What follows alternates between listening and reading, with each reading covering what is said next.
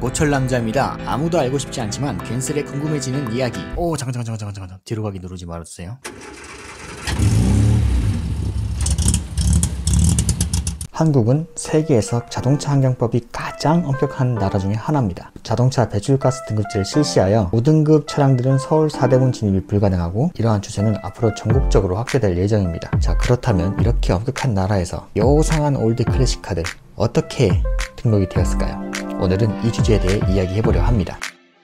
자동차를 한국으로 가져오는 방법은 총 3가지가 있습니다. 첫째, 미군이 소파 협정으로 차를 가져와서 국내에서 정리하는 것. 둘째, 자동차를 직구 혹은 구매 대행하여 한국으로 가져오는 방법. 셋째, 비국 이사를 통해 이삿짐으로 인정받아 한국으로 가져오는 방법. 첫 번째, 두 번째 같은 경우에는 모두 다 한국에서 등록이 불가능합니다. 완전히 불가능한 건 아닌데 거의 안 된다고 할 수 있어요. 이건 워낙 절차가 복잡하고 많은 돈이 들어가기 때문에 안 되는 걸로 칩시다. 우리나라에 있는 대부분의 올드 클래식카는 모두 이삿짐으로 가져왔습니다. 이삿짐이란 한국인이 해외에서 6개월 혹은 1년 이상 살다가 돌아오는 경우 귀국 이사자의 혜택이 주어지는데요. 1년 이상 거주해야 클래식카를 한국으로 가져올 수 있는 기회가 주어집니다. 자, 그럼 이제 자격이 주어졌습니다. 이제 어떻게 해야 될까요? 한국으로 차를 가져가기 위해 운송업체를 선정해야 합니다. 업체를 선정했으면 계약을 하고 차를 업체 창고까지 가져가야 하는데 거리가 멀면 현지에서 말소를 먼저 진행하고 견인차로 차를 이동시켜야 합니다. 업체마다 비용은 좀 다르겠지만 평균적으로 4,000에서 5,000불 정도는 가지고 있어야 진행이 가능하고요. 국가별로도 틀리지만 미국이랑 일본이 가장 싼 편입니다. 자, 차를 인계하고 우리는 한국으로 돌아와야겠죠. 보통 한 달 정도의 시간이 소요되는데요. 차가 도착하면 해운업체에 컨테이너 하역비 및 세관 이동비를 지불하셔야 되는데 비용은 100만원 정도 추가로 들어가고요. 눈먼 돈을 지불하고 나면 차를 세관에서 가져와야겠죠.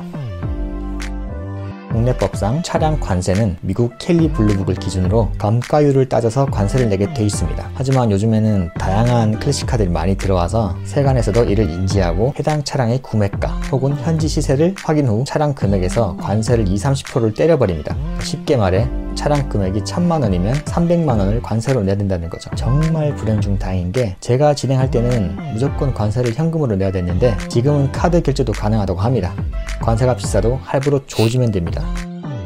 차를 꺼내오면 10일짜리 임시 번호판을 줍니다. 이 기간 안에 차량 신규 등록을 하면 되는데 클래식카들은 대부분 불가능하죠. 국내법에 맞게 개조를 해야 되는데요. 여기서 골머리를 좀 앓게 됩니다. 저 같은 경우에는 3번 빠꾸 맞고 4번째에 합격했습니다. 자동차 신규 검사는 국가에서 지정된 공인검사소가 있습니다. 무조건 그곳으로 가셔야 해요.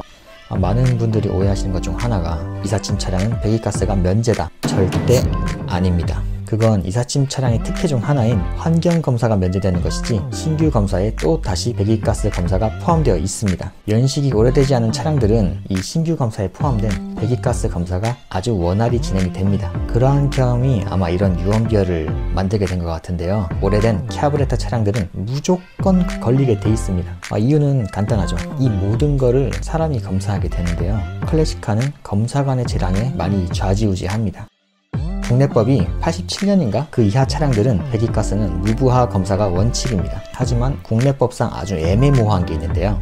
차량 연식은 50년식인데 최초 등록은 당해 년도로 찍혀 나오니까 검사관도 무엇을 기준으로 잡을지 아주 애매모호해요. 여기서 검사관의 성향에 따라 나뉘게 되는데 신규 등록은 2023년이니까 당연히 부하 검사를 하는 게 맞습니다 라고 말하는 검사관이 있고, 88년 이전 모델이니 무부하 검사가 맞아요 라고 말하는 검사관이 또 있어요.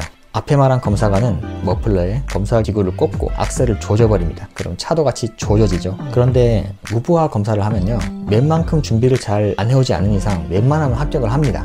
오해하지 마세요. 이삿짐 차량은 배기가스가 절대 면제가 아닙니다. 좋은 검사관을 만나든지 아는 사람이 국가지정검사소 검사관이든지 이런 상황을 만나야 손쉽게 신규 검사가 가능합니다. 아이러니하죠. 이제 검사에 합격하면 모든 게 끝났습니다. 합격 검사지를 가지고 자동차 신규 등록 사업소에 가서 번호판을 받으면 끝입니다. 검사에서 합격되지 않은 차량들은 여기서부터 이제 지갑이 술술 털리기 시작해요. 사실 이 모든 거를 개인이 하기에는 거의 불가능에 가까워요. 저는 1년을 준비해서 실패하면 이 돈을 날려야겠다고 맨땅에 헤딩한 케이스고, 일단 해외에서 1년을 거주한다는 조건 자체가 현실성 없는 일이죠. 그래서 대부분의 클래식카들은 불법적인 루트를 통해 가지고 옵니다. 이거는 밀수법에 관련된 일이라 구속이 되고요. 뱉어내야 될 과징금이 어마어마합니다. 관세청은 매년 이러한 데이터를 모아서 한 번에 빵 터뜨립니다. 이삿짐 대행은 심사숙고하여 선택하길 바라시며 오늘은 여기까지 하겠습니다. 안녕.